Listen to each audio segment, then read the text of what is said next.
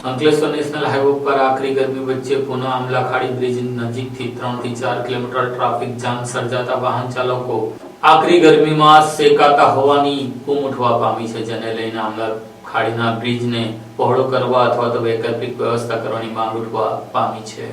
અંકલેશ્વર નજીક વાલિયા ચોકડીથી રાજપીપળા ચોકડી વચ્ચે હાઈવે પર સુરત તરફ જતી લેનમાં ટ્રાફિક જામી ગયું હતું। મોટા વાહનો, કારો અને ટ્રકો ઉભી રહી જતા વાહન ચાલકોને ગરમી વચ્ચે કલાકો સુધી રાહ જોવી પડી હતી। ટ્રાફિક જામના મુખ્ય કારણોમાં આમલાખાડી પર આવેલ ઓવરબ્રિજનું સાંકડું પહોળાઈ પણ મુખ્ય કારણ તરીકે ઉભરી આવ્યું છે। આ રોડ ટ્રાફિક માટે અતિ મહત્વપૂર્ણ હોવા છતાં બ્રિજની અપૂરતી પહોળાઈ વાહન વ્યવહાર માટે અવરોધ બની રહી છે। વાહન ચાલકોની ફરિયાદ છે કે નેશનલ હાઈવે જેવી વ્યસ્ત માર્ગ પર બ્રિજ સાંકડો હોવાના કારણે દિન પ્રતિદિન ટ્રાફિક જામ સર્જાય છે।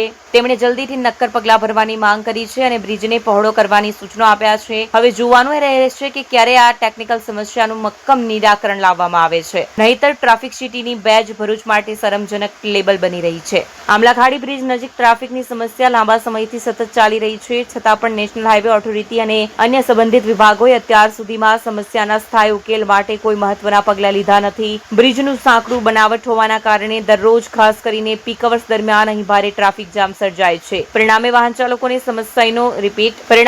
ચાલકોને સમયનો તથા ઈંધણનો વ્યર્થ વ્યય સહન કરવો પડે છે। સ્થિતિ છતાં ફેરફાર ન થતા લોકોને અગવડતાનો સામનો કરવો પડી રહ્યો છે અને હવે આવશ્યક છે કે તંત્ર તાત્કાલિક અને દ્રઢ પગલાં લે, જેથી સમસ્યાનો સ્થાયી ઉકેલ આવી શકે।